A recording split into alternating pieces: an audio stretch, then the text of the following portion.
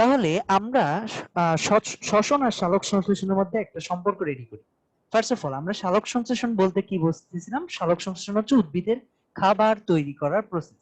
খাবারটা কি? সাধারণত আমরা জানি কি তৈরি করে? কার্বোহাইড্রেট তৈরি করে।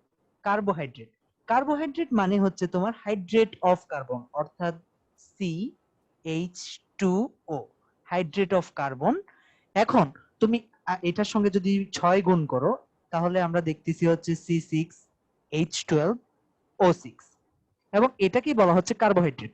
তাহলে কার্বোহাইড্রেটকে আমরা যদি হাইড্রেট অফ কার্বন বলি, এটা কি কি দিয়ে তৈরি হবে? অবশ্যই একটা কার্বন প্রোডাক্ট আর হাইড্রোজেনের প্রোডাক্ট। তাহলে কি কি? কার্বন ডাই অক্সাইড এবং পানি। এই দুইটা জিনিস, পানিটা যখন কার্বনের সঙ্গে অ্যাড হয়ে যাচ্ছে, অক্সিজেনটা বের হয়ে যাচ্ছে। আচ্ছা, তাহলে এই কার্বন ডাই অক্সাইড থেকে কার্বনটা আসতেছে, কার্বন অংশটা, আর পানিটা আসতেছে মূল থেকে। আলটিমেটলি এই দুইটা মিলে আমরা কার্বোহাইড্রেট তৈরি করতেছি। এরকম 6টা কার্বন ডাই অক্সাইড আসতেছে। তাহলে আমরা বুঝলাম এটা ছিল সালোক সংশ্লেষণ। কিন্তু সালোক সংশ্লেষণ করার পয়েন্টটা কই? এই খাবারটা ফ্লো করাতে হবে, এই খাবারটা আমাদের শরীরে ইউজ হতে হবে।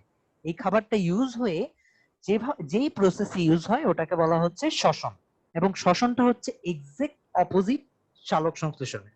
আমরা দেখব এই গ্লুকোজটা ইউজ হয়ে তাহলে কি এটার গঠন উপাদানে ভেঙে যাবে C6H12O6।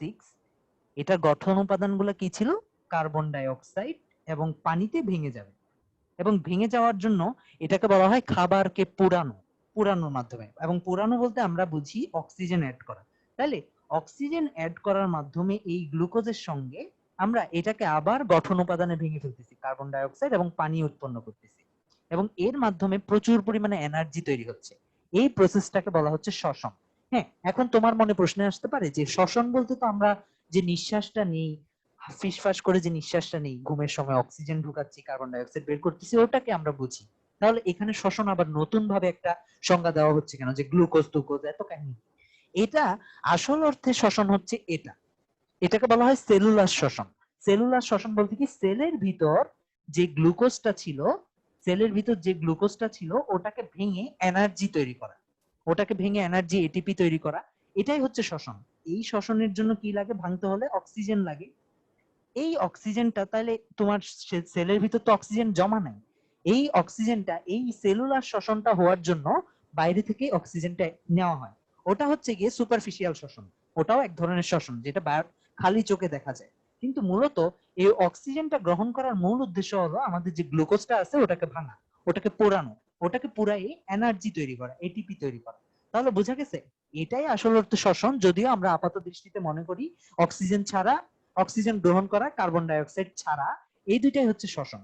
কিন্তু আপাত দৃষ্টিতে এটা হচ্ছে মানে ছোট সুপারফিশিয়ালি যদি তুমি তাকাও তাহলে যে পিকচারটা দেখো, কিন্তু মূলত এই অক্সিজেনটা কোথায় ইউজ হচ্ছে? এই শ্বসনটাতে। তাহলে আমরা যাই এবার শ্বসনটার ডিটেলসে। ফার্স্টে তোমার গ্লুকোজটাকে ভাঙতে হবে। তো তোমার প্রশ্ন, গ্লুকোজটা কোথা থেকে আসতেছে? ফর এক্সাম্পল, প্ল্যান্টের ক্ষেত্রে গ্লুকোজটা আসে প্লাস্টিড থেকে। সো গ্লুকোজটার ক্ষেত্রে প্লাস্টিড থেকে গ্লুকোজটা গিয়ে সেলের ভিতর ঢুকে কি হয়? যেহেতু প্লাস্টিড থেকে মাইটোকন্ড্রিয়ার ভিতরের দিকে যাচ্ছে, মাইটোকন্ড্রিয়ায় গিয়ে এটা গ্লুকোজটা ভেঙে গ্লাইকোলাইসিসের মাধ্যমে এনার্জি তৈরি করে। তাহলে আমরা দেখলাম গ্লুকোজ ভাঙার জন্য আমাদের অক্সিজেন মাস্ট ছিল। কিন্তু তোমার যদি অক্সিজেন থাকে, এই শ্বসনটাকে বলা হয় সবাত শ্বসন। আর অক্সিজেন না থাকলে ওটাকে বলা হয় অবাত শ্বসন। আমরা দেখব অক্সিজেনের মাধ্যমে যে জিনিসটা হচ্ছে, অক্সিজেন না থাকলে সেম প্রসেসটা হতে পারে না। কারণ কি, অক্সিজেন না থাকলে তোমার ভাঙার জন্য এনাফ জিনিস নাই। দ্যাটস ওয়াই অক্সিজেন না থাকলে এটা ভাঙতে পারে না। আমরা অক্সিজেন থাকা না থাকার প্রশ্নে পরে যাচ্ছি, তার আগে দেখি অক্সিজেন থাকলে কি হয়। অক্সিজেন থাকলে আমরা, ফর এক্সাম্পল, আমরা যদি প্ল্যান্টের ক্ষেত্রে চিন্তা করি, প্ল্যান্টের ক্ষেত্রে অক্সিজেন গুলো আসে হচ্ছে মাইটোকন্ড্রিয়ার মধ্যে। অর্থাৎ মূল কাজটা হতে হবে কোথায়? মাইটোকন্ড্রিয়াতে যেতে হবে। তো মাইটোকন্ড্রিয়াতে তো মূলত গ্লুকোজটা থাকে না। গ্লুকোজটা কোথায় থাকে? গ্লুকোজটা থাকে প্লাস্টিডে। তাহলে আমার গ্লুকোজটা যেহেতু প্লাস্টিডে আছে, প্লাস্টিড থেকে জিনিসটা মাইটোকন্ড্রিয়ার দিকে যেতে হবে, এবং মাইটোকন্ড্রিয়ার দিকে যাওয়ার পথে এখানে সাইটোপ্লাজমে পড়ে যাচ্ছে। ঠিক আছে? এবং সাইটোপ্লাজমেই গ্লুকোজ ভাঙার প্রথম স্টেপটা হয়, যেটাকে বলা হয় গ্লাইকোলাইসিস। আমরা যদি দেখি তোমার বইয়ে ধাপ 1 গ্লাইকোলাইসিস, গ্লুকোজ এই ওয়ার্ডটাকে যদি আমরা ভাঙি, গ্লাইকো গ্লুকোজকে মেইন করে, আর লাইসিস মানে হচ্ছে ভেঙে ফেলা। আচ্ছা, তো গ্লাইকোলাইসিসের ইম্পর্টেন্সটা কি, আমরা কেন গ্লাইকোলাইসিসের মধ্যে দিয়ে যাচ্ছি? আমরা যদি এই মাইটোকন্ড্রিয়াটা দেখি, মাইটোকন্ড্রিয়ার এখানে ছিদ্রগুলা খুবই ছোট ছোট, এবং মাইটোকন্ড্রিয়ার মধ্যে জিনিসটা ঢুকতে হবে। তো আমরা যদি দেখি মাইটোকন্ড্রিয়ার ছিদ্র এখানে দেখা যাচ্ছে না, আমরা মাইটোকন্ড্রিয়ার আরেকটা ছবি আনি, তাহলে আমরা বুঝতে পারবো মাইটোকন্ড্রিয়ার ছিদ্রটা কিরকম। সো আমরা মাইটোকন্ড্রিয়ার একটা ছবি দেখতেছি, এই ছবিটা যদি আমি একটু ডেসক্রাইব করি, এটা হচ্ছে অনেকটা এরকম। মাইটোকন্ড্রিয়ার এই অংশটাই ইনার মেমব্রেনের এই অংশটাই এরকম কতগুলো পাম্প থাকে। আমরা যদি পাম্পটা দেখি, এই এরকম কিছু পাম্প থাকে, এই পাম্পগুলো খুবই ছোট ছোট, এখানের মধ্য দিয়ে কিছু ঢুকে এবং এনার্জি হিসেবে বের হয়ে আসে। এখন কথা হচ্ছে গ্লুকোজের মতো 6 কার্বনের একটা বস্তু, গ্লুকোজ সাধারণত 6 কার্বনের, অর্থাৎ এটা অনেক বড়, C6 এরকম। সো C6 মাইটোকন্ড্রিয়ায় ঢুকতে পারে না, 6 কার্বনের এত বড় গ্লুকোজ মাইটোকন্ড্রিয়ায় ঢুকতে পারে না। মাইটোকন্ড্রিয়ায় ঢুকতে পারে শুধুমাত্র 2 কার্বনের বস্তুটা। অর্থাৎ এটাকে তুমি যদি 2 কার্বনের একটা বস্তুতে কনভার্ট করো, ভেঙে ভেঙে ভেঙে একটা 2 কার্বনের বস্তুতে কনভার্ট করো, এই ছোট জিনিসটা মাইটোকন্ড্রিয়ার মধ্যে ঢুকতে পারে, মাইটোকন্ড্রিয়ার এখানে ঢুকতে পারে। এই ছোট জিনিসটাকে পরবর্তীতে ঢুকার পরে এই যে এই পাম্প দিয়ে ঢুকতেছে, এই অংশ দিয়ে ঢুকতেছে, ঢুকার সাথে সাথে এনার্জি বা এটিপি দান করে এরা। তাহলে আমরা বুঝতে পারলাম এটাকে ছোট করাটা হচ্ছে ফার্স্ট কাজ। তাহলে গ্লুকোজকে ভাঙা, লাইসিস করতেছো, গ্লাইকোলাইসিস করতেছো, ছোট করার মাধ্যমে প্রথমেই দুই কার্বনের করা হয় না, প্রথমে এটাকে 3 কার্বনের একটা অংশে ভাগ করা হয়, অর্থাৎ এটাকে 2 ভাগে ভাগ করা হয়, এই এরকম একটা একটা 3 কার্বনের অংশে ভাগ করা হয়। তাহলে 3 কার্বনের অংশে ভাগ করা হলে এখানে 3 কার্বনের দুইটা জিনিস পাওয়া যাবে, যেহেতু 6 কার্বনের গ্লুকোজ ছিল, ওখান থেকে 3 কার্বনের দুইটা জিনিস পাওয়া যাবে, এটাকে বলা হয় পাইরুভিক অ্যাসিড। Pyruvic acid. এখন পাইরুভিক অ্যাসিড কি জিনিস আমাদের বোঝার, আপাতত আমরা 3 কার্বন বা এটার মলিকিউলার ফর্মুলা কি আমরা এত কঠিন বিষয়ে যাব না, আমরা জাস্ট দেখতেছি 6 কার্বনের একটা গ্লুকোজ ছিল, 6 কার্বনের একটা গ্লুকোজ থেকে 2 অণু পাইরুভিক অ্যাসিড ফর্ম করছে। ওকে, 2 অণু পাইরুভিক অ্যাসিড ফর্ম করছে, এবং আমরা দেখতেছি এটা কি 3 কার্বনের। তাহলে আমরা জানি আমাদের অর্গানিক কেমিস্ট্রি, বা আমরা যদি একটু করে কেমিস্ট্রির কনসেপ্ট আনি, কেমিস্ট্রি কনসেপ্টটাতে আমরা পড়ছিলাম যে এরকম কিছু একটা, আমরা যদি দেখি CH3COOH, এটা হচ্ছে অ্যাসিড। আমরা যখনই অ্যাসিডের কথা বলবো তখন এই রকম কিছু একটা পাবো, একটা কার্বন, দুইটা অক্সিজেন, একটা হাইড্রোজেন। আচ্ছা, তাহলে পাইরুভিক অ্যাসিডও সেম টাইপ অফ কিছু একটা, যে একটা কার্বন, দুইটা অক্সিজেন, একটা হাইড্রোজেন, এরকম একটা অ্যাসিড পাওয়া যাবে। অন্যদিকে পাইরুভিক অ্যাসিডটা কাকে ভেঙে তৈরি হচ্ছে, আমরা যদি দেখি গ্লুকোজকে ভেঙে তৈরি হচ্ছে। গ্লুকোজ, গ্লুকোজ মানে হচ্ছে কার্বোহাইড্রেট, এবং আমাদের মনে রাখা লাগবে কার্বোহাইড্রেট মানেই হচ্ছে এরকম একটা গ্রুপ, CHO। অর্থাৎ হাইড্রেটস অফ কার্বন যে আমরা জানি CH2O, এরকম জিনিসটা, এই জিনিসটা যদি আমরা ভেঙে দেখি তখন দেখা যায় এই জিনিসটা এরকম কিছু একটা, CH3CHO, এই জিনিসগুলোকে বলা হয় গ্লুকোজ। আচ্ছা, অ্যালডিহাইড কি জিনিস এগুলো আমাদের আপাতত বোঝা লাগবে না, আমরা যে জিনিসটা করব, এই যে অ্যালডিহাইড থেকে বা গ্লুকোজ থেকে আমরা যখন অ্যাসিডে যাচ্ছি, আমরা দেখি তো একটা অক্সিজেন অ্যাড করা লাগতেছে না, আমাদের একটা অক্সিজেন অ্যাড করা লাগতেছে। তাহলে একটা অক্সিজেন অ্যাড করা মানে কি, অক্সিজেন অ্যাড করা মানে হচ্ছে অক্সিডেশন বা জারণ। আমাদের মনে রাখা লাগবে জারণ বিজারণ দুইটা কনসেপ্টই একসাথে ঘটে, মানে তুমি যখন এক সাইডে অক্সিজেন অ্যাড করতেছো, অন্য সাইডে মানে জারণ করতেছো, অন্য সাইডে বিজারণ হবে। অর্থাৎ তুমি যেহেতু এই জায়গায় অক্সিজেন অ্যাড করছো, অন্য সাইডে মনে রাখা লাগবে হাইড্রোজেন অ্যাড করা লাগবে, কারণ হাইড্রোজেন অ্যাড করা মানে হচ্ছে বিজারণ। তাহলে আমরা দেখতেছি আমরা গ্লুকোজ থেকে প্রথম স্টেপে পাইরুভিক অ্যাসিড তৈরি করতেছি, অর্থাৎ একটা অক্সিজেন অ্যাড করতেছি। তাহলে অন্য আরেকটা সাইডে হাইড্রোজেন অ্যাড করা লাগবে না, কারণ জারণ বিজারণ একসাথে ঘটে। তাহলে আমরা যদি দেখি অন্য এক সাইডে দেখবো আমরা NAD ছিল, NAD থেকে NADH2 তৈরি হয়ে যাবে, অর্থাৎ হাইড্রোজেন অ্যাড হয়ে গেছে। তাহলে আমরা বুঝতে পারতেছি একদিকে অক্সিজেন অ্যাড হয়েছে, আরেকদিকে হাইড্রোজেন অ্যাড হয়েছে। তাহলে তুমি বলো, আমরা যদি দেখি গ্লুকোজ ছিল 6 কার্বনের একটা প্রোডাক্ট, ওকে, এটা হচ্ছে অ্যালডিহাইড, অর্থাৎ CHO গ্রুপ আছে, এখান থেকে দুইটা অ্যাসিড ফর্ম হয়েছে, দুইটা অ্যাসিড অর্থাৎ দুইটা COOH হয়েছে, অর্থাৎ এখান থেকে দুই স্টেপে এই জিনিসটা ঘটছে। তাহলে এখানে কয়টা NADH2 হবে? দুইটা, কারণ আমরা জানি প্রতিবার প্রতিবার অ্যালডিহাইড থেকে অ্যাসিড হওয়ার সময় একটা করে অক্সিজেন অ্যাড হয়, প্রতিবার একটা করে অক্সিজেন অ্যাড হয়, তাই প্রতিবার একটা করে NAD এর সঙ্গে H যুক্ত হয়ে NADH2 তৈরি হয়। অর্থাৎ এই সাইডে একটা NADH2 তৈরি হবে, আবার এই সাইডেও একটা NADH2 তৈরি হবে। অর্থাৎ আমরা যখন 6 কার্বনের গ্লুকোজ থেকে 3 কার্বনের পাইরুভিক অ্যাসিড তৈরি করতেছি, অর্থাৎ দুইটা পাইরুভিক অ্যাসিড তৈরি করতেছি, অর্থাৎ এখানে দুইটা NADH2 তৈরি হবে। তাহলে আমরা বুঝতে পারলাম, আমরা যদি এবার বইয়ের অংশটা দেখে আসি, আমরা দেখলাম দুইটা পাইরুভিক অ্যাসিড তৈরি হওয়ার জন্য দুইটা NADH2 তৈরি হচ্ছে। এবং কেন দুইটা NADH2 তৈরি হয়েছে আমরা বুঝতে পারলাম, কারণ অক্সিজেন অ্যাড হচ্ছে একদিকে, অন্যদিকে অবশ্যই হাইড্রোজেন অ্যাড হতে হবে। এবং আমরা দেখব বইয়ের পুরা বইয়ে যতবার অ্যাসিড তৈরি হচ্ছে, একটা এক্সেপশন বাদে, পুরা বইয়ে যতবার অ্যাসিড তৈরি হচ্ছে ততবারই NADH2 তৈরি হবে। পুরা বইয়ে যতবার অ্যাসিড তৈরি হবে ততবারই NADH2 তৈরি হবে। কারণ কি, অ্যাসিড তৈরি করা মানে তুমি অক্সিজেন অ্যাড করছো, কারণ অ্যাসিড গ্রুপটা হচ্ছে COOH। এটা তৈরি করতে হলে অবশ্যই CHO এর সঙ্গে আরেকটা O যোগ করা লাগবে। তাহলে O যোগ করা মানে একদিকে O যোগ করছো যেহেতু, অন্যদিকে H যোগ করা লাগবে।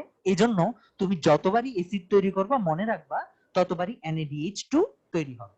তাহলে আমরা বুঝলাম গ্লুকোজ থেকে আমরা অ্যাসিড তৈরি করতেছিলাম, NADH2 তৈরি হলো। নেক্সট প্রশ্ন, এটিপিটা কোথা থেকে আসতেছে? এই যে 4টা এটিপি তৈরি করা লাগবে, এর মধ্যে 2 অণু এটিপি খরচ হয়ে যাচ্ছে, এটা কোথা থেকে আসতেছে? মনে রাখা লাগবে এটিপিটা আসে হচ্ছে এই গ্লুকোজটা আসার পরে সাধারণত সেলে ঢুকলো।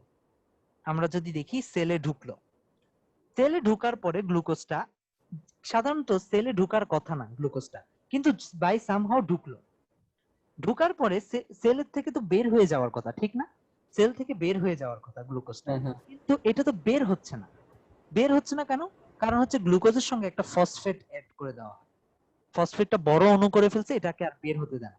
এই ফসফেটটা এখান থেকে ভেঙে কি হয়, এডিপির সঙ্গে লেগে যায়। এডিপির সঙ্গে লেগে কি তৈরি করে?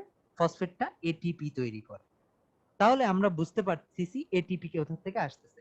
তাহলে এই অংশটা যদি আমরা বুঝতে পারি, আমরা দেখতেছি দুইটা এটিপি হচ্ছে, দুইটা NADH2 তৈরি হচ্ছে। ওকে, এই এই গ্লাইকোলাইসিসটা কোন অংশে হচ্ছে? আমরা দেখতেছি গ্লাইকোলাইসিসটা হচ্ছে সাইটোপ্লাজমে, অর্থাৎ এই অংশে। সেলের ভিতর গ্লুকোজ ঢোকার সাথে সাথে বা প্লাস্টিক থেকে গ্লুকোজটা বের হওয়ার সাথে সাথেই গ্লাইকোলাইসিস হয়ে 3 কার্বনের দুইটা পাইরুভিক অ্যাসিড তৈরি করে ফেলে।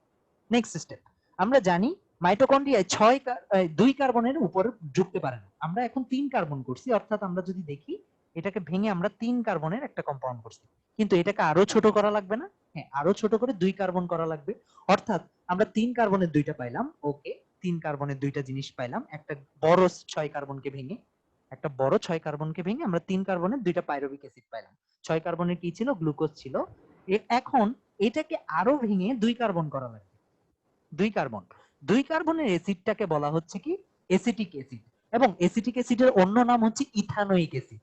ইথানোয়িক অ্যাসিড মানে মনে রাখা লাগবে, অ্যাসিড মানে COOH, ইথানোয়িক অ্যাসিড মানে 2 কার্বনের একটা অ্যাসিড। আমরা যদি দেখতে চাই এরকম 2টা কার্বন থাকে। তাহলে আমার প্রশ্ন হলো, 2 কার্বনের অ্যাসিড করতে হলে এখানে 3টা কার্বন ছিল, এখান থেকে 2 কার্বনে কনভার্ট হতে হচ্ছে। আমাদের করতে হবে কি? একটা কার্বনকে বের করে দিতে হবে না? অবশ্যই একটা কার্বনকে বের করে দিতে হবে দুই সাইড থেকে। আমরা যদি একটা কার্বনকে বের করতে চাই, কার্বন বের হবে কি আকারে? আমরা জানি কার্বন ডাই অক্সাইড আকারে বের হতে পারে। সো কার্বনগুলা কার্বন ডাই অক্সাইড আকারে বের হয়ে যাবে। দ্যাটস ওয়াই পরের স্টেপে আমরা যখন দেখতেছি 2 কার্বনের যে এসিটাইল কোএ তৈরি করতেছে বা এসিটিক অ্যাসিড তৈরি করতেছে মাইটোকন্ড্রিয়া ঢোকার জন্য, এইখানে আমরা দেখব 2 অণু CO2 তৈরি হচ্ছে। কারণ কি? এই যে 2টা 3 কার্বনের প্রোডাক্ট ছিল, আমরা যদি ছবিটা দেখি, 2টা 3 কার্বনের প্রোডাক্ট ছিল, 2টা থেকে একটা করে কার্বন ডাই অক্সাইড বের হওয়ার মাধ্যমে 2টা করে কার্বনের কম্পাউন্ড হয়ে গেছে, এবং একটা করে কার্বন ডাই অক্সাইড বের হয়ে গেছে, এইভাবে 2টা CO2 বের হয়ে গেল। এবং আমরা দেখতেছি 2 কার্বন বিশিষ্ট এসিটাইল কোএ বা এসিটিক অ্যাসিড বা ইথানোয়িক অ্যাসিড তৈরি হলো। এসিটাইল কোএর অন্য নাম হচ্ছে ইথানোয়িক অ্যাসিড। এখন আমরা দেখতেছি এখানে 2 অণু NADH2 তৈরি হয়েছে। সিম্পল, আমরা বললাম যতবারই অ্যাসিড তৈরি হবে ততবারই 2 অণু করে NADH2 তৈরি হবে। কারণ কি? অক্সিজেন অ্যাড হয়, কার্বন তাহলে অন্যদিকে H অ্যাড হবে। তাহলে এখান থেকে আমরা এটা অ্যাসিড তৈরি করলাম। এসিটাইল কোএ, তুমি বলতে পারো এসিটাইল কোএ, এখানে অ্যাসিড কই? এসিটাইল কোএ নাম দেখতেছি কোএ, এটা হচ্ছে কোএ। এটার নামটা মূলত এরকম দেওয়ার কারণ হচ্ছে এটা অ্যাক্টিভেটেড। ওই ফর্মে আমরা যাব না, আমাদের মনে রাখা লাগবে কোএ থাকা মানে হচ্ছে এটাও এক ধরনের অ্যাসিড, এসিটিক অ্যাসিড। ওকে, মানে এটা হচ্ছে মূলত ইথানোয়িক অ্যাসিড। আমরা যখন চ্যাপ্টার 11 পড়বো কেমিস্ট্রি তখন এটা আরো ক্লিয়ার হবে ইথানোয়িক অ্যাসিড কি জিনিস, এসিটাইল কোয়ে কি জিনিস। ওকে, ইথানোয়িক অ্যাসিড, তাহলে অ্যাসিড তৈরি করার সময় আমরা কি বললাম, NaDH2 তৈরি হবে। তাই আমরা দেখতে পাই এসিটাইল কোয়ে তৈরি হওয়ার সময় এখানে NaDH2 তৈরি হচ্ছে। নেক্সট, ক্রেবস চক্র। ক্রেবস চক্র একটু অনেক বড় একটা টপিক। ক্রেবস চক্রটা আমাদের বুঝতে হলে আরেকটু সিনিয়র ক্লাসে উঠতে হবে। এখানে আসলে প্রায় 10টার মতো রিঅ্যাকশন হয়, প্রায় 6 থেকে 7টা অ্যাসিড তৈরি হয়, এবং এজন্যই তুমি দেখবা প্রায় 6 থেকে 7টা অ্যাসিড তৈরি হওয়ার সময় 3 অণু NaDH2 তৈরি হয়। 3 অণু NaDH2 তৈরি হয় প্রতিটা এসিটাইল কোয়ে থেকে। আমরা যদি দেখি শুরুতে আমাদের একটা করে গ্লুকোজ ছিল 6 কার্বনের, ওটা ভেঙে 2টা পাইরুভেট হয়েছে, 3 কার্বনের 2টা পাইরুভেট হয়েছে আমরা যদি দেখি। তারপর ওটা ভেঙে 2টা এসিটাইল কোয়ে হয়েছে। ওকে, 2টা এসিটাইল কোয়ে হয়েছে। এই এসিটাইল কোয়েটা আস্তে আস্তে কি হয়, এসিটাইল কোয়েটা মাইটোকন্ড্রিয়ায় ঢুকে এবং ক্রেবস চক্রটা মাইটোকন্ড্রিয়ায় হয়। মাইটোকন্ড্রিয়ায় ঢোকার পরে আমরা দেখি এটা মাইটোকন্ড্রিয়ায় ঢুকলো, কারণ আমরা জানি 2 কার্বন হওয়ার পরে এটা মাইটোকন্ড্রিয়ায় ঢোকার ক্ষমতা লাভ করে, ছোট হয়ে যায়। এবং এই জিনিসটা প্রতিনিয়ত বিভিন্ন বিষয়ের মধ্য দিয়ে যায় এবং প্রতিটা 3টা NaDH2 তৈরি করে, 2টা FADH2 তৈরি করে, একটা GTP তৈরি করে। এখন প্রশ্ন আসতে পারে আমরা এগুলোর ডিটেলসে যাচ্ছি না কেন, কারণ এখানের মধ্যে ডিটেলসে যেতে হলে আমার প্রায় 10টা রিঅ্যাকশনে যেতে হবে, যেটা আমরা আপাতত না পড়লেও চলবে, আমাদের এই জুনিয়র লেভেলে এটা পড়া লাগবে না। NaDH2 3টা, 2টা FADH2, একটা GTP। এখন প্রশ্ন আসতে পারে এই FADH2 NaDH2 এগুলা কি। আমাদের মনে রাখা লাগবে এটিপি যে কথা, জিটিপি সেম কথা, অর্থাৎ একটা এটিপি সমান একটা জিটিপি। ওকে, আর এরকম 2টা এটিপি একে অপরের সঙ্গে যদি আমরা চিন্তা করি, 2টা এটিপি FADH2 সমান 2টা এটিপি। ওকে, তার মানে প্রতিটা FADH2 সমান 2টা এটিপি, আর প্রতিটা NaDH2 সমান 3টা এটিপি। তাহলে মূলত এগুলো সবাই এনার্জি মলিকিউল, সবাই অ্যাসিড তৈরি হওয়ার সময় তৈরি হচ্ছে। কিন্তু এটার আলাদা নাম দিলাম কেন, কারণ একজন থেকে একটা এটিপি আসে, আরেকজন থেকে FADH2 থেকে 2টা এটিপি আসে, NaDH2 থেকে 3টা এটিপি আসে। এটিপি ডিফারেন্সের কারণে এরা বিভিন্ন রকম হয়েছে। আমাদের প্রত্যেকটা জটিল স্টেপ জানার দরকার নেই, আমাদের জাস্ট জানা লাগবে এখান থেকে কি তৈরি হচ্ছে, লাস্ট লাইনটা 6 এটিপি। এরপর আমরা নেক্সট আরেকটা জিনিস যদি দেখি, 4 অণু CO2 তৈরি হচ্ছে। 4 অণু CO2, এটার উত্তর কি? 4 অণু CO2 কেন হচ্ছে? আমরা যাই, আমরা লাস্ট স্টেপটা কি দেখছিলাম, এসিটাইল কোয়ে পাইছিলাম, অর্থাৎ আমরা 2 কার্বনের কিছু একটা পাইছিলাম, 2 কার্বনের কিছু একটা পাইছিলাম। ওকে, এখন 2 কার্বন, আমরা জানি শ্বসনের ফলে ফাইনাল প্রোডাক্টটা কি হয়, শ্বসনের ফাইনাল প্রোডাক্টটা কি হয়, কার্বন ডাই অক্সাইড আর হাইড্রোজেন, পানি। কারণ কি, আমরা জানি সালোক সংশ্লেষণ যেভাবে হয়েছিল তার উল্টাটা হচ্ছে শ্বসন, অর্থাৎ ফাইনালি কার্বন ডাই অক্সাইড থাকবে আর কিছু থাকবে না। তাহলে এই জিনিসগুলা, এই যে 2টা কার্বনের একটা প্রোডাক্ট, এগুলাও ভেঙে যাবে না, এটা ভেঙেও কার্বন ডাই অক্সাইড চলে আসবে, এটা ভেঙেও কার্বন ডাই অক্সাইড চলে আসবে। অর্থাৎ তুমি যদি সবগুলা ভেঙে ফেলো, আলটিমেটলি এসিটাইল কোয়ে থেকে কয়টা কার্বন ডাই অক্সাইড পাচ্ছ, 4টা কার্বন ডাই অক্সাইড পাচ্ছ। দ্যাটস ওয়াই এসিটাইল কোয়ে থেকে তুমি যখন ক্রেবস চক্রের মধ্য দিয়ে যাচ্ছ তখন তুমি 4 অণু কার্বন ডাই অক্সাইড পাচ্ছ, অর্থাৎ তোমার যে গ্লুকোজটা ঢুকছিল ওটা ভাঙতে ভাঙতে আলটিমেটলি আর কিছুই বাকি নেই, কার্বন ডাই অক্সাইড আকারে বের হয়ে গেছে। এখন তোমার ফাইনাল কি বাকি আছে, ফাইনাল যে জিনিসটা বাকি আছে ওটা হচ্ছে কিছু পরিমাণ NaDH2 বাকি আছে, কিছু পরিমাণ FADH2 বাকি আছে, কিছু পরিমাণ GTP বাকি আছে। আমরা যদি দেখি আমরা এখন পর্যন্ত কতগুলো NaDH2 তৈরি করলাম, প্রথম স্টেপে গ্লাইকোলাইসিসে আমরা 2টা NaDH2 তৈরি করছি। আমরা যদি সাইডে লেখা শুরু করি এগুলা, গ্লাইকোলাইসিসে, ফার্স্ট স্টেপ গ্লাইকোলাইসিসে আমরা 2টা NaDH2 তৈরি করছি, গ্লাইকোলাইসিস 2টা NaDH2, ঠিক আছে, 2টা NaDH2 আর 2টা এটিপি তৈরি করছি। এটিপিটা আমরা বাদ রাখলাম, আমরা জানি এটিপিটা হচ্ছে এনার্জি মলিকিউল, এটিপিটা ফাইনালি আমাদের তৈরি করতে হবে। আমরা এখন NaDH2 থেকে এটিপি তৈরি করব। তার আগে আমরা দেখি আমাদের কয়টা NaDH2 FADH2 আছে। তাহলে পরেরটা এসিটাইল কোয়ে, এসিটাইল কোয়েতে আমরা কয়টা NaDH2 পাইছিলাম, এসিটাইল কোয়েতেও আমরা সেকেন্ড স্টেপে 2টা NaDH2 পাইছিলাম, 2টা NaDH2।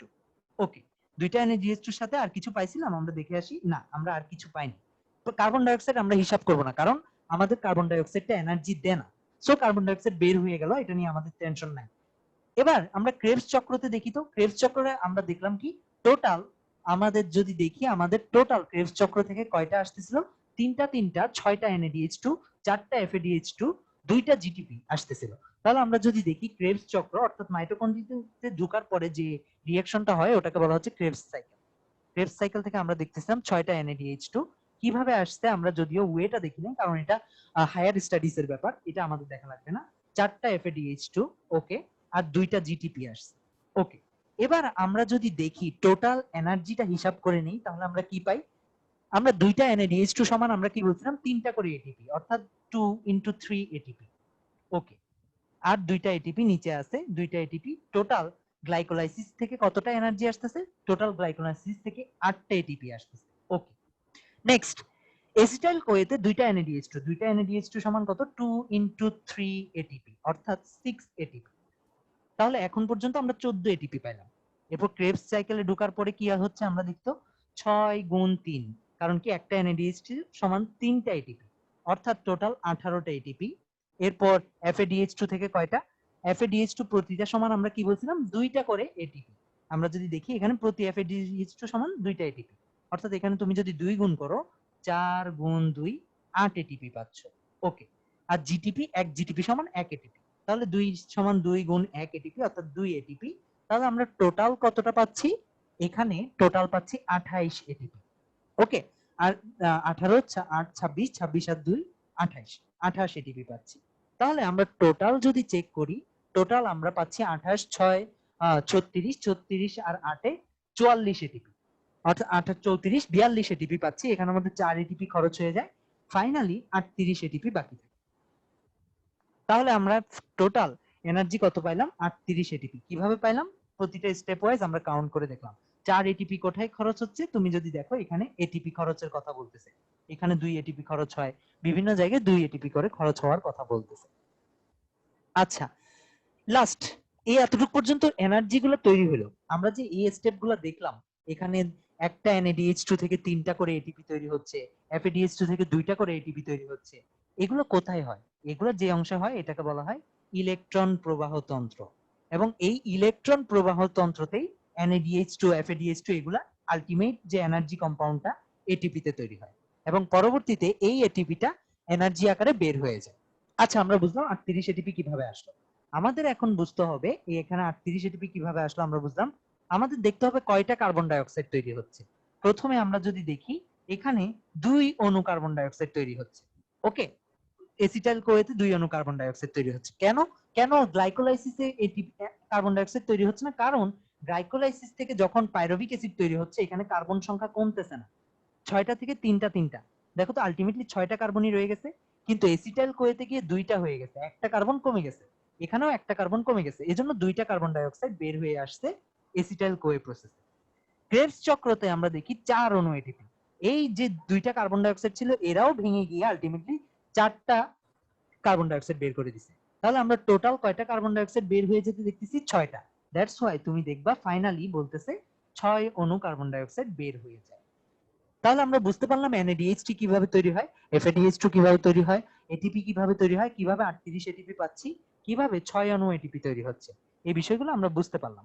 তাহলে এবার আমরা যাই, এই অংশটা যদি আমাদের বোঝা হয়ে যায়, আমাদের শ্বসন প্রসেসগুলো কিভাবে হয়, শ্বসনের 4টা প্রসেস আমরা বুঝে ফেললাম। এটা ছিল সবাত শ্বসন, অক্সিজেন আসার ফলে। অবাত শ্বসন কিরকম হয় ওটা একটু আমরা দেখে আসি।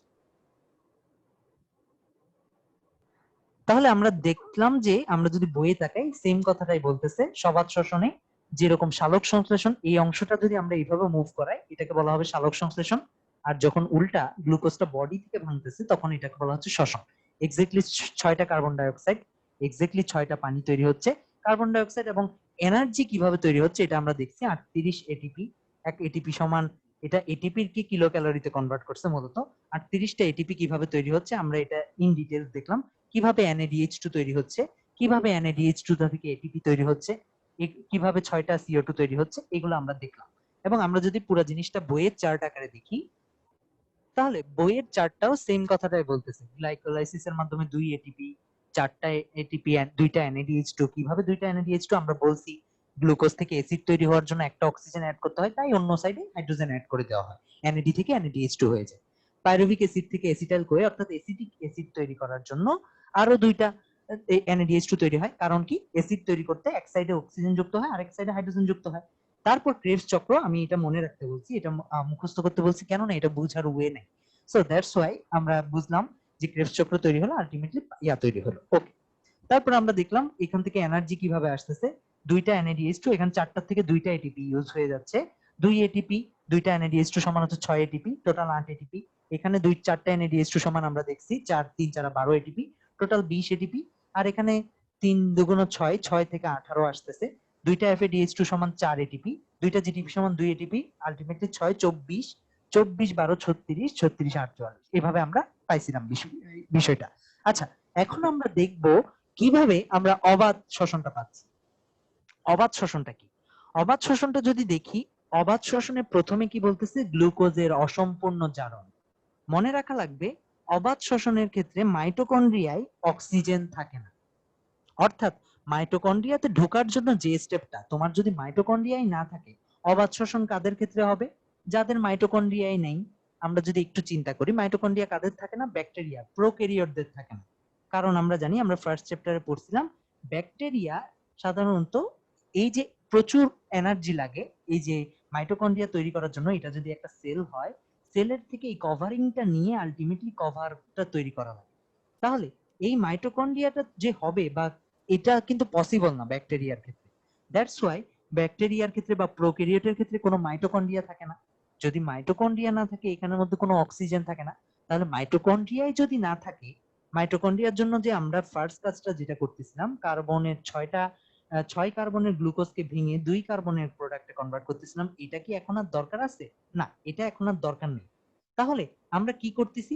কিন্তু মাইটোকন্ড্রিয়ার বাইরে যে প্রসেসগুলো হচ্ছিল, ওগুলা কি কমানোর দরকার আছে? না, ওগুলা কিন্তু কমানোর দরকার নেই। অর্থাৎ আমরা জানি গ্লাইকোলাইসিস কিন্তু মাইটোকন্ড্রিয়ায় হচ্ছিল না। আমরা জানি একটা সেল, এখানে ছিল মাইটোকন্ড্রিয়া, মাইটোকন্ড্রিয়ার বাইরে গ্লাইকোলাইসিস হচ্ছিল, লাইক প্লাস্টিড থেকে যখন গ্লুকোজটা বের হচ্ছিল, এখানেই কিন্তু গ্লাইকোলাইসিসটা হয়ে যাচ্ছিল।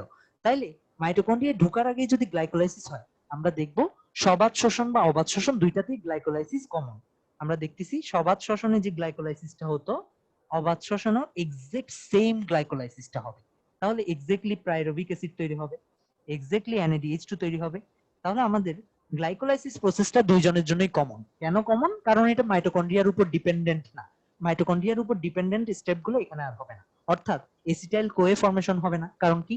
এসিটাইল কোয়ে ফর্মেশন বা 2 কার্বন কিছু ফর্মেশনের মূল উদ্দেশ্যটাই ছিল যেন তারা মাইটোকন্ড্রিয়ায় ঢুকতে পারে। তাহলে যদি এসিটাইল কোয়ে না হয়, ক্রেবস সাইকেল হতে পারবে? ক্রেবস সাইকেল তো মাইটোকন্ড্রিয়ার ভিতরেই হচ্ছিল। যদি ক্রেবস সাইকেল না হয়, ক্রেবস সাইকেলে যে 3টা NADH2 2টা FADH2 হইতো, ওটা হতে পারবে? ওটাও যদি না হয়, তাহলে তুমি আমাকে বলো, ওটাও যদি না হয়, আমরা কি দেখতেছি? আমরা আর কিছু পাচ্ছি না। তাহলে আমরা যদি ওটাও না পাই, তাহলে ক্রেবস সাইকেলও হবে না। ইলেকট্রন ট্রান্সপোর্টের কি কোনো দরকার আছে? NADH2 থেকে 3টা ATP দরকার নাই, কারণ তোমার তো NADH2 তৈরিই হয়নি। তাহলে আমরা কি দেখতেছি? পাইরুভিক অ্যাসিডের আংশিক বিজারণ হচ্ছে, বিজারণ। এখন আমাদের মাথায় রাখা লাগবে, জারণ মানে কি? অক্সিডেশন। অক্সিডেশন মানে কি? অক্সিডেশন মানে অক্সিজেন যুক্ত করা, অক্সিজেন যুক্ত করা। আর বিজারণ মানে কি? হাইড্রোজেন যুক্ত করা। অর্থাৎ আমরা দেখতেছিলাম গ্লুকোজ ছিল আমাদের, 6 কার্বনের একটা গ্লুকোজ ছিল, ওখান থেকে আমরা 3 কার্বনের 2টা পাইরুভিক অ্যাসিড ফর্ম করলাম। ওকে, 3 কার্বনের 2টা পাইরুভিক অ্যাসিড। অ্যাসিড মানে অক্সিজেন যুক্ত করা, দ্যাটস ওয়াই এখানে আমরা NADH2 পাচ্ছিলাম। মূলত এই কম্পাউন্ডটা ছিল NAD, যেহেতু অক্সিজেন যুক্ত হয়েছে এক সাইডে, অন্যদিকে হাইড্রোজেন যুক্ত হয়েছে, সেম। তাহলে এই অ্যাসিডটা এখন বলা হচ্ছে, এই অ্যাসিডটা থেকে তো আমরা আর অ্যাসিটিক অ্যাসিড বা অ্যাসিটাইল কোয়ে অন্য কোনো ওয়েতে যেতে পারতেছি না। তাহলে কি হবে? এই অ্যাসিডটা এই হাইড্রোজেন গুলাকে নিয়ে নিবে। এই যে এখানে যে হাইড্রোজেনটা যুক্ত হয়েছে, এই হাইড্রোজেন গুলাকে অ্যাসিডটা আবার নিয়ে নিবে। তাহলে অ্যাসিডটা যদি এই হাইড্রোজেনটাকে নিয়ে নেয়, তাহলে NADH2 থেকে যে হাইড্রোজেনটা টেনে নিয়ে নিচ্ছি, হাইড্রোজেন টেনে নেওয়ার পরে NADH2 কি হয়ে যাবে? আবার NAD হয়ে যাবে। ওকে, বুঝলাম যে NAD হয়ে গেল। আবার এই হাইড্রোজেনটাকে টেনে নিয়ে অ্যাসিডের মধ্যে যখন ঢুকবে হাইড্রোজেনটা, আমরা যদি দেখি অ্যাসিড মানে কি ছিল? অ্যাসিড মানে ছিল, আমরা এটা আরো ক্লিয়ারলি বুঝবো আমরা যখন ইয়াটা পড়বো, আমরা যখন অর্গানিক কেমিস্ট্রি অর্থাৎ কেমিস্ট্রি চ্যাপ্টার 11টা পড়বো, এটা আরো ক্লিয়ারলি হয়ে যাবে। আপাতত আমরা বুঝি যে অ্যাসিড মানেই হচ্ছে এই জিনিসটা, এই জিনিসটা। এখন আমরা দেখলাম যে হাইড্রোজেনটাকে টেনে নিয়ে এখানে 2টা হাইড্রোজেন অ্যাড হবে। তাহলে 2টা হাইড্রোজেন যদি আমরা অ্যাড করি, এই ডাবল বন্ডটা ভেঙে দিয়ে এখানে একটা H অ্যাড করে দিই, এখানে একটা H অ্যাড করে দিই। ডাবল বন্ড মানে হচ্ছে এদের দুইজনের একটা করে হাত এখানে হ্যান্ডশেক করেছিল, এখানে একটা কার্বনের হাত আর এখানে একটা অক্সিজেনের হাত হ্যান্ডশেক করেছিল।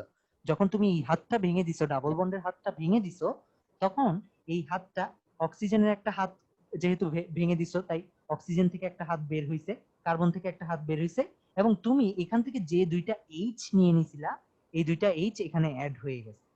তাহলে আলটিমেটলি আমরা যে কম্পাউন্ডটা পাচ্ছি, এই কম্পাউন্ডটাতে দেখতেছি একটা ওএইচ আছে, এবং এই কম্পাউন্ডটাকে বলা হয় অ্যালকোহল। অ্যালকোহল এবং দুই কার্বনের যে অ্যালকোহলটা আমরা দেখতেছি, এখানে একটা কার্বন, এখানে একটা কার্বন, দুই কার্বনের অ্যালকোহলকে বলা হয় ইথানল। ওকে, আমরা দেখলাম ইথানল পাইলাম কিভাবে? অ্যাসিড থেকে। এখন আমার প্রশ্ন, আমার অ্যাসিডটা কয় কার্বনের ছিল? আমার অ্যাসিডটা ছিল 3 কার্বনের। তাহলে 3 কার্বনের অ্যাসিড থেকে আমি যখন 2 কার্বনের একটা অ্যালকোহল বা ইথানল তৈরি করছি, আর একটা কার্বন আমাদের কি করতে হবে? বের করে দিতে হবে কার্বন ডাই অক্সাইড আকারে। দ্যাটস ওয়াই আমরা যদি বইয়ের দিকে যাই, আমরা দেখতেছি পাইরুভিক অ্যাসিড বিজারণ। বিজারণ মানে কি? হাইড্রোজেন যুক্ত করা। তাহলে আমরা অ্যাসিডের সঙ্গে হাইড্রোজেন যোগ করার মাধ্যমে আমরা কি করছি? অ্যালকোহল তৈরি করছি।